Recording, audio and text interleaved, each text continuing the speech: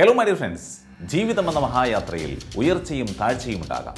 നിങ്ങളുടെ യാത്രയിൽ എപ്പോഴെങ്കിലും നിങ്ങൾ ഇടറി വീണാലും അതിശക്തമായി ഒരു മാത്ര നനച്ചിരിക്കാതെ കുതിച്ചെഴുന്നേൽക്കുമ്പോഴാണ് നിങ്ങൾ യഥാർത്ഥ വിജയിയായി മാറുന്നത്.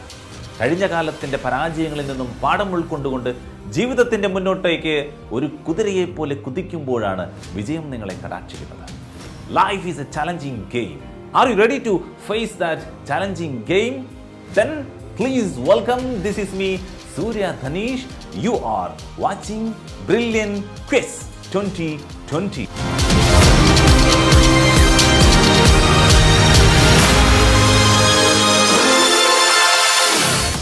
ഓരോ തുടക്കത്തിനും അല്പസമയം താമസം നേരിട്ടേക്കാം. കാരണം അല്പഭയവും അല്പജിജ്ഞാസയും നമ്മളെ കാത്തിരിക്കുന്നുണ്ടാവാം. That means the curiosity. But എല്ലാ ക്യൂരിയോസിറ്റികളെയും തകർത്തെറിഞ്ഞുകൊണ്ട് we can go the question number 1. The question is on the screen. പദാർത്ഥത്തിൻ്റെ നാലാമത്തെ അവസ്ഥ ഏതാണ്? ഇതാണ് ചോദ്യം. ഓപ്ഷൻ പറയാം: ഖരം, പ്ലാസ്മ, ദ്രാവകം, വാതകം. ഇവയിൽ ഏതാണ് ശരിയായ ഉത്തരം? എത്രയും വേഗം നിങ്ങൾക്കറിയാവുന്ന ഉത്തരം താഴെ കമൻറ്റ് ബോക്സിൽ രേഖപ്പെടുത്തുക. Time is running. It's very fast.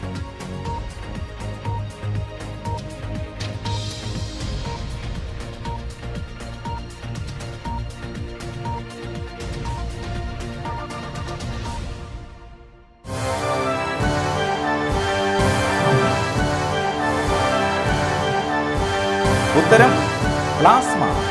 പ്ലാസ്മയാണ് ശരിയായ ഉത്തരം. സൂര്യനിലും നക്ഷത്രങ്ങളിലും ദ്രവ്യം സ്ഥിതി ചെയ്യുന്ന അവസ്ഥയാണ് പ്ലാസ്മ അവസ്ഥ എന്നുകൂടി നിങ്ങൾ മനസ്സിലാക്കുക. ഇതുപോലുള്ള അനുബന്ധ വിവരങ്ങൾ കൂടി നിങ്ങൾ അറിഞ്ഞു വെക്കുക. പുതിയ അറിവുകൾ തേടിക്കൊണ്ടേയിരിക്കാൻ നമുക്ക് അടുത്ത ചോദ്യത്തിലേക്ക് പോകാം. ചോദ്യം ശ്രദ്ധിക്കുക. That is on the screen. Please watch here. Harirani എന്നറിയപ്പെടുന്ന പച്ചക്കറി ഇനം ഏത് എന്നാണ് ചോദ്യം. ഓപ്ഷനിലേക്ക് പോകാം: ചീര, കാബേജ്, കോളിഫ്ലവർ, പച്ചമുളക്. ഇവയിൽ ഏതാണ് ശരിയായ ഉത്തരം? നിങ്ങൾക്കറിയാവുന്ന ഉത്തരം വേഗം നിങ്ങൾ ടൈപ്പ് ചെയ്യാൻ ശ്രമിക്കുക.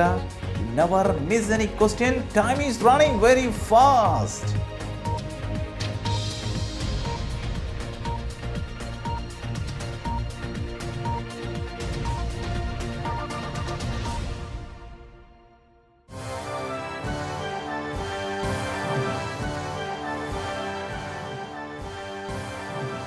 കാബേജ് ആണ് ശരിയായ ഉത്തരം. പച്ചക്കറികളുടെ രാജ്ഞി എന്നാണ് കാബേജ് അറിയപ്പെടുന്നത് എന്ന് നിങ്ങൾ കരുതുന്നുണ്ടെങ്കിൽ അത് തെറ്റാണ്. പലപ്പോഴും പല സുഹൃത്തുക്കളും ഇതുപോലെ ഉത്തരം പറയാറുണ്ട്. പച്ചക്കറികളുടെ രാജ്ഞി എന്നറിയപ്പെടുന്നത് വെണ്ടയ്ക്കയാണ്.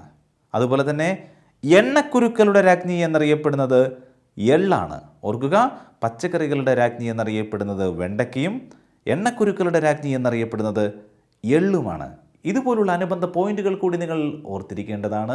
മത്സര പരീക്ഷയിലൊക്കെ തന്നെ, ക്വിസസ് എക്സാമിനേഷനുകളിലും ഒക്കെ തന്നെ ഒരുപാട് ചോദ്യങ്ങൾ ഇതുപോലെ വരാൻ സാധ്യതയുണ്ട് എന്ന കാര്യവും നിങ്ങൾ വിട്ടുകളയരുത്. അടുത്ത ചോദ്യം തികച്ചും വ്യത്യസ്തമാർന്ന മറ്റൊരു ചോദ്യം. ഈ ചോദ്യവും നിങ്ങളുടെ മത്സര പരീക്ഷയിൽ നിർണായകമാകുവാൻ സാധ്യതയുള്ള ഒരു ചോദ്യം. So we can go for the question. Please watch on the screen. കേരളത്തിൽ കുരുമുളക് ഗവേഷണ കേന്ദ്രം എവിടെ സ്ഥിതി ചെയ്യുന്നു എന്നാണ് ചോദ്യം. ഓപ്ഷനിലേക്ക് പോകാം: മാടക്കത്തറ, കുറ്റ്യാടി, പന്നിയൂർ, കണ്ണാറ. ഇവയിൽ ഏതാണ് ശരിയായ ഉത്തരം? നിങ്ങൾക്കറിയാവുന്ന ഓപ്ഷൻ എത്രയും വേഗം നിങ്ങൾ താഴെ പൂർണ്ണമായി രേഖപ്പെടുത്തുക.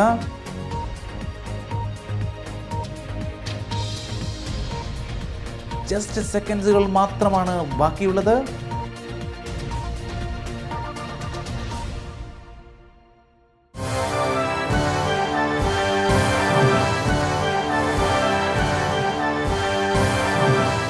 ഉത്തരം പന്നിയൂരാണ്. ഒരു കാര്യം കൂടി ഓർക്കുക, കരിമ്പ് ഗവേഷണ കേന്ദ്രം എവിടെയാണെന്നറിയോ? കരിമ്പ് ഗവേഷണ കേന്ദ്രം തിരുവല്ലയിലാണ്. എന്നാൽ നെല്ല് ഗവേഷണ കേന്ദ്രമോ? നെല്ല് ഗവേഷണ കേന്ദ്രം പട്ടാമ്പിയിലാണ്. ഈ 2 പോയിന്റ് കൂടി നിങ്ങൾ ഇതിനോടനുബന്ധമായി അറിഞ്ഞു വെക്കുക.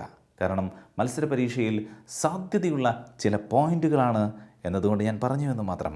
You never miss any questions. നിങ്ങൾക്കറിയാവുന്ന ഉത്തരങ്ങൾ എത്രയും വേഗം നിങ്ങൾ ടൈപ്പ് ചെയ്തുകൊണ്ടേയിരിക്കണം. തെറ്റുകൾ വരാം, പക്ഷേ ഉത്തരങ്ങൾ നിങ്ങൾ നൽകാതിരിക്കരുത്.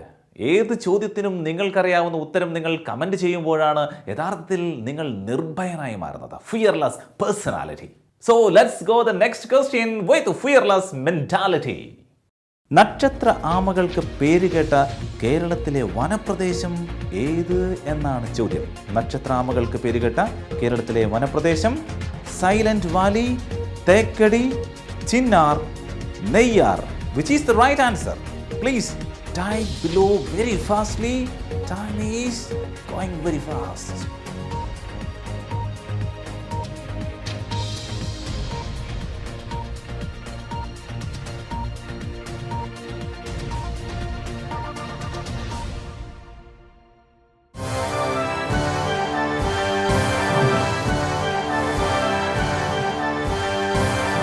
The right answer is Chinnar. Chinnar വന്യജീവി സങ്കേതത്തിലൂടെ ഒഴുകുന്ന ഒരു നദിയുണ്ട്. ആ നദിയുടെ പേര് പാമ്പാർ എന്നാണ്. ചിന്നാർ വന്യജീവി സങ്കേതത്തിലൂടെ ഒഴുകുന്ന നദിയുടെ പേര് പാമ്പാർ എന്നാണ്. ഈ ചിന്നാർ വന്യജീവി സങ്കേതം 1984 സ്ഥാപിതമായത്. ഈ പോയിന്റും കൂടി നിങ്ങൾ ഇതിനോടനുബന്ധമായി അറിഞ്ഞു വെക്കുക. ഓരോ ചോദ്യങ്ങളും പങ്കുവെക്കുന്നത് പുതിയ പുതിയ അറിവുകളാണ്. അനുബന്ധമായ വിവരങ്ങൾ നമ്മളെ കാത്തിരിക്കുന്നത് പുത്തൻ പുതിയ ചിന്തകൾക്കും പുത്തൻ പുതിയ അറിവുകൾക്കും മത്സര പരീക്ഷകൾക്കും വേണ്ടിയിട്ടുള്ള പുതിയ കരുത്തുമായാണ് നമ്മൾ നീങ്ങുന്നത്. So we can go to next question. Question please on the screen. ഇതാണ് ചോദ്യം. ഗ്ലോക്കോമ മനുഷ്യ ശരീരത്തിലെ ഏത് അവയവത്തെ ബാധിക്കുന്ന രോഗമാണ്? ഓപ്ഷൻ കണ്ണ്, നെക്സ്റ്റ് ഓപ്ഷൻ ചെവി, നെക്സ്റ്റ് ഓപ്ഷൻ തലച്ചോറ്, നെക്സ്റ്റ് ഓപ്ഷൻ വൃക്ക. ഇവയിൽ ഏതാണ് ശരിയായ ഉത്തരം? കണ്ണും കാതും കൂർപ്പിച്ചുകൊണ്ട് നിങ്ങൾക്കറിയാവുന്ന ഉത്തരങ്ങൾ താഴെ എത്രയും വേഗം നിങ്ങൾ ടൈപ്പ് ചെയ്യുക. ഓരോ സെക്കൻഡുകളും കടന്നുപോയിക്കൊണ്ടേയിരിക്കുന്നു.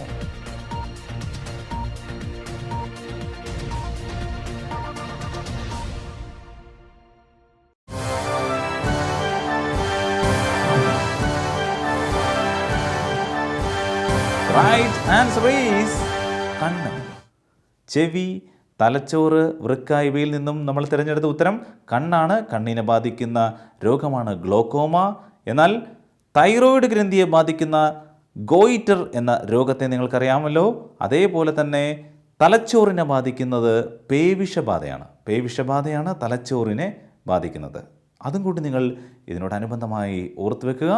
ചില ചോദ്യങ്ങൾ നമ്മെ ഭയപ്പെടുത്തിയേക്കാം, ചില ചോദ്യങ്ങൾ നമ്മളെ പുഞ്ചിരിപ്പിച്ചേക്കാം, ചില ചോദ്യങ്ങൾ നമ്മളെ ജിജ്ഞാസുവാക്കി മാറ്റിയേക്കാം. ഇത്തരത്തിലുള്ള ചോദ്യങ്ങളെ നേരിടുമ്പോഴാണ് പുതിയ പുതിയ അറിവുകളുമായി നാം കുതിച്ചുകൊണ്ടേയിരിക്കുന്നത്. പോകാം നമുക്ക് അടുത്ത ചോദ്യത്തിലേക്ക്. Which is that question? Question please. സൂര്യപ്രകാശത്തിൽ നിന്ന് ലഭിക്കുന്ന വൈറ്റമിൻ ഏത് എന്നാണ് ചോദ്യം. ഓപ്ഷനിലേക്ക് പോകാം. Option vitamin C, vitamin B, vitamin D, vitamin A. ഇവയിൽ ഏതാണ് ശരിയായ ഉത്തരം? Time is running very very fast. Please type your answer please.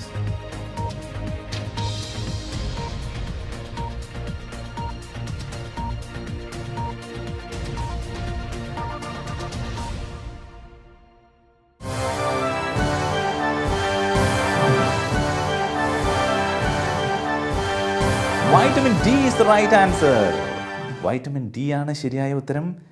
അതുപോലെ തന്നെ വൈറ്റമിൻ ജീവകം, ഈ ജീവകം എന്ന പദം നാമകരണം ചെയ്ത് അങ്ങനെ ഒരു പേര് ആദ്യമായി നൽകിയിട്ടുള്ളത് കാസിമിർ ഫങ്ക് എന്ന ശാസ്ത്രജ്ഞനാണ്. കാസിമിർ ഫങ്ക് എന്ന ശാസ്ത്രജ്ഞനാണ് ജീവകം എന്ന പദം നാമകരണം ചെയ്തിട്ടുള്ളത്. അതുപോലെ നമ്മുടെ പാല്, മിൽക്കിൽ ഏറ്റവും അധികമുള്ള ജീവകം ഏത് എന്ന് ഒരുപാട് PSC പരീക്ഷകളിലും ക്വിസസുകളിലും ചോദിക്കാറുണ്ട്. വൈറ്റമിൻ എ ആണ് പാലിൽ സുലഭമായിട്ടുള്ള ജീവകം എന്ന കാര്യവും നിങ്ങൾ ഓർത്തു വെക്കുക. ജീവിതം എന്നത് ഒരു മത്സര പരീക്ഷ പോലെയാണ്. ഒരുപാട് ചോദ്യങ്ങളും ഒരുപാട് ഓപ്ഷനുകളും. ഏത് ഓപ്ഷൻ തിരഞ്ഞെടുക്കണമെന്ന് നിങ്ങൾക്ക് പലപ്പോഴും കൺഫ്യൂഷനായി നിൽക്കുന്നു. പക്ഷേ ഇപ്പോൾ നമുക്ക് കൺഫ്യൂഷൻ വേണ്ട. Let's go the right question for the right answer. വായുവിൽ കൂടി പകരാത്ത രോഗം ഏതാണ്? ഓപ്ഷൻ ആന്ത്രാക്സ്, ചിക്കൻ പോക്സ്, ക്ഷയം, കോളറ. ഇവയിൽ ഏതാണ് ആ രോഗം? നിങ്ങളിൽ പലർക്കും അറിയാവുന്നതാണ്. എത്രയും വേഗം നിങ്ങൾ ടൈപ്പ് ചെയ്തുകൊണ്ടേയിരിക്കുക. The time is very low.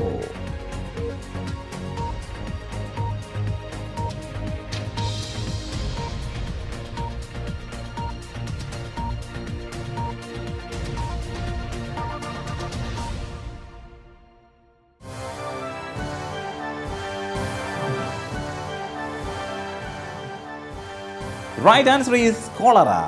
ജലത്തിലൂടെ പകരുന്ന രോഗമാണ് കോളറ. അതുകൊണ്ട് കോളറയാണ് ഇവിടെ കൃത്യമായ ഉത്തരം. ബാക്കിയെല്ലാം വായുവിൽ കൂടി പകരുന്ന രോഗമാണ്. വായുവിൽ കൂടി പകരാത്ത രോഗത്തെ പറ്റിയാണ് ചോദിച്ചത്. അത് കോളറയാണ്. കോളറ ജലത്തിലൂടെയാണ് പകരുന്നത് എന്ന കാര്യം നിങ്ങൾ ഓർത്തു വെക്കുക. ചിലപ്പോൾ ചില വിജയങ്ങൾ അപ്രതീക്ഷിതങ്ങളാണ്. പക്ഷേ നിരന്തരമായ വിജയങ്ങൾ നിങ്ങളെ തേടിയെത്തുമ്പോൾ you are the real winner.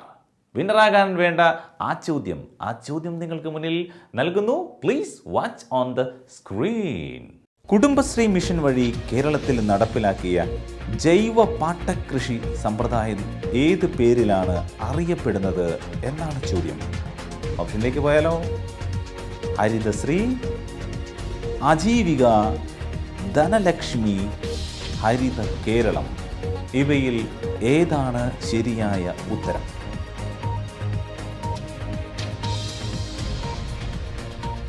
Very fast, time is running.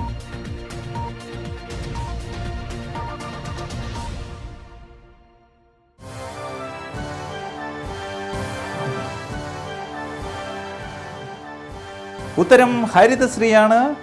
ഓർക്കുക, ഹരിതശ്രീ എന്ന് പറയുന്ന സമയത്ത് നമ്മുടെ കുടുംബശ്രീ മിഷൻ വഴി കേരളത്തിൽ നടപ്പിലാക്കിയ ജൈവ പാട്ടകൃഷി സമ്പ്രദായത്തിൻ്റെ പേരാണ്.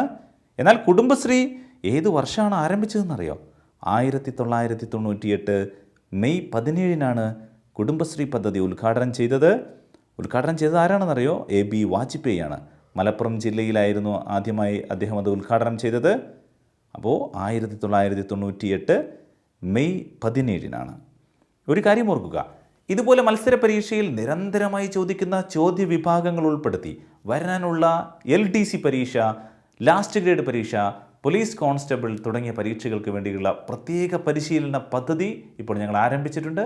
വാട്സപ്പിലൂടെയും യൂട്യൂബിലൂടെയും എല്ലാ ദിവസവും പ്രത്യേകമായി നിങ്ങൾക്ക് ഈ ക്ലാസ്സുകൾ ലഭ്യമാണ്. അതിൻ്റെ കൂടുതൽ വിവരങ്ങൾ അറിയാൻ ഉടൻ തന്നെ ഞങ്ങളുടെ കസ്റ്റമർ കെയർ നമ്പറായിട്ടുള്ള 9995558247 999555247 എന്ന ഈ നമ്പറിലേക്ക് ഉടൻ തന്നെ വാട്സപ്പ് ചെയ്യുക. അല്ലെങ്കിൽ ഞങ്ങളെ വിളിച്ചു കഴിഞ്ഞാൽ വിശദമായ വിവരങ്ങൾ നിങ്ങൾക്കറിയാം. അല്ലെങ്കിൽ വാട്സപ്പ് ചെയ്തോളൂ. ഞങ്ങളുടെ ക്ലാസ്സിൻ്റെ മോഡൽ ക്ലാസ്സുകൾ നിങ്ങൾക്ക് ലഭിക്കും. കേരളത്തിൽ ആദ്യമായി കഴിഞ്ഞ VO പരീക്ഷയിൽ ചരിത്രം സൃഷ്ടിച്ച ബ്രില്യൻ PSC സെൻറ്ററിൻ്റെ ഏറ്റവും ലേറ്റസ്റ്റ് ആയിട്ടുള്ള ട്രെയിനിങ് പ്രോഗ്രാമാണ് LDC ചാമ്പ്യൻ. ഈ വരുന്ന LDC പരീക്ഷയിൽ 80% ചോദ്യങ്ങൾ വരുന്നില്ലെങ്കിൽ മുഴുവൻ ഫീസ് നിങ്ങൾക്ക് തിരികെ നൽകും. വെറും വാക്കല്ല, മുദ്രപ്പേപ്പറിൽ എഴുതി ഒപ്പിട്ട് നൽകുന്ന കിടിലൻ ട്രെയിനിങ് പ്രോഗ്രാം. കേരളത്തിൻ്റെ ചരിത്രതമത്തിൽ ആദ്യമായി മെമ്മറി ടെക്നിക്കുകളും മൈൻഡ് പവർ ടെക്നിക്കുകളും സംയോജിപ്പിച്ചുകൊണ്ടുള്ള ഒരു കിടിലൻ പഠന പദ്ധതി. Alpha learning memory tricks methods combined with that is brilliant PSC centre LDC champion. ഒരിക്കൽ ശിവകേര പറഞ്ഞു, winners don't do different things, they do things differently. വിജയികൾ വ്യത്യസ്തമാർന്ന കാര്യങ്ങൾ ചെയ്യുന്നില്ല, അവർ കാര്യങ്ങൾ വ്യത്യസ്ത രീതിയിലൂടെയാണ് ചെയ്യുന്നത്. വ്യത്യസ്തമാർന്ന രീതിയിലൂടെ ചോദ്യങ്ങളും അവയുടെ ഉത്തരങ്ങളും കണ്ടെത്തുവാനുള്ള നിങ്ങളുടെ ഉത്സുകതയെ, നിങ്ങളുടെ പരിശ്രമത്തെയാണ് ഞങ്ങൾ കാത്തിരിക്കുന്നത്. ആ കാത്തിരിപ്പിന് വേണ്ടിയുള്ള അടുത്ത ചോദ്യം ഇവിടെ. വിധവകളുടെ വിദ്യാഭ്യാസത്തിനായി ശാരദാസദൻ ആരംഭിച്ചത് ആരാണ്? ശാരദാസദൻ സ്ഥാപിച്ചത് ആരാണ് എന്നാണ് ചോദ്യം. ഓപ്ഷൻ: ആനി ബസന്റ്, വീരേശലിംഗം, പണ്ഡിത രമാഭായി, ചട്ടമ്പി സ്വാമികൾ. ഇവരിൽ ആരാണ് ശാരദാസദൻ സ്ഥാപിച്ചത്?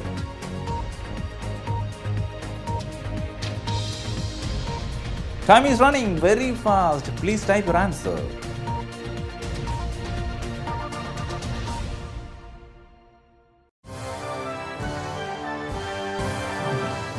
The right answer is പണ്ഡിത Ramabai.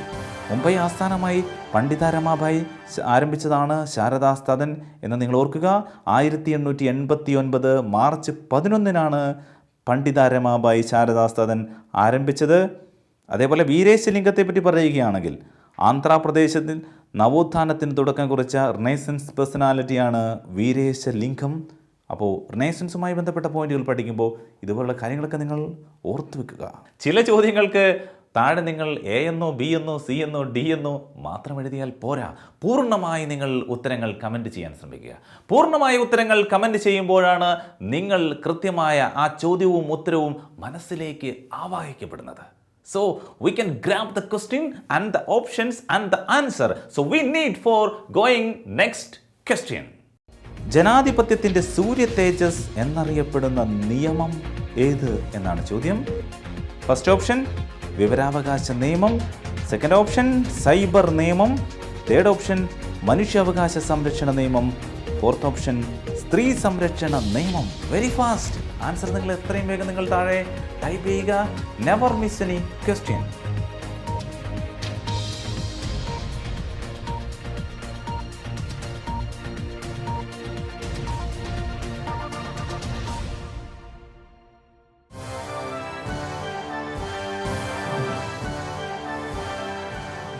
The right answer is വിവരാവകാശ നിയമം. വിവരാവകാശ നിയമമാണ് കൃത്യമായ ഉത്തരം. 2005 ജൂൺ 15 ആണ് വിവരാവകാശ നിയമം നിലവിൽ വരുന്നത്. വിവരാവകാശ നിയമം ലോകത്തിൽ ആദ്യമായി പാസാക്കിയ രാജ്യത്തെപ്പറ്റി നിങ്ങൾക്കറിയോ? അറിയില്ലെങ്കിൽ നിങ്ങളത് ചെക്ക് ചെയ്യുക, കണ്ടെത്തുക. ഒരു ചെറിയ ക്വസ്റ്റ്യൻ കൂടി നിങ്ങൾക്ക് തരികയാണ്, നിങ്ങളത് കണ്ടെത്തുക, താഴെ കമൻറ്റ് ചെയ്യാൻ ശ്രമിക്കുക. മത്സര പരീക്ഷയിൽ വൈവിധ്യമാർന്ന ചോദ്യങ്ങളും ഉത്തരങ്ങളുമായി ഓരോ ദിനവും ഞങ്ങളിങ്ങനെ വന്നുകൊണ്ടേയിരിക്കും. നിങ്ങളൊരിക്കലും മിസ് ചെയ്യരുത്. ഒപ്പം ഇതുപോലെ മത്സര പരീക്ഷകൾക്ക് വേണ്ടിയുള്ള പ്രത്യേക പരീക്ഷാ പരിശീലനത്തിൻ്റെ നിരവധി ക്ലാസ്സുകൾ നിങ്ങൾക്ക് ഇപ്പോൾ ഞങ്ങളുടെ വാട്സപ്പ് ഗ്രൂപ്പിലൂടെ ലഭിക്കുന്നതായിരിക്കും. ആ ക്ലാസ്സുകളെ പറ്റി അറിയാൻ, അതിൻ്റെ വിശദാംശങ്ങൾ അറിയാൻ 9995582447 എന്ന വാട്സപ്പ് നമ്പറിലേക്ക് ഒരു മെസ്സേജ് അയയ്ക്കുക. നിങ്ങൾക്ക് എല്ലാ വിവരങ്ങളും അവിടെ ലഭിക്കുന്നതായിരിക്കും. തോറ്റാലും ജയിക്കാൻ വേണ്ടി ത്വരയോടുകൂടി കാത്തിരിക്കുന്ന പ്രിയപ്പെട്ട സുഹൃത്തുക്കൾക്ക്, അൺകൊഞ്ചബിൾ തേഴ്സ്റ്റ് ഫോർ നോളജ്, ആ അറിവിൻ്റെ കൂട്ടുകാർക്ക്, have a good day. Bye for now.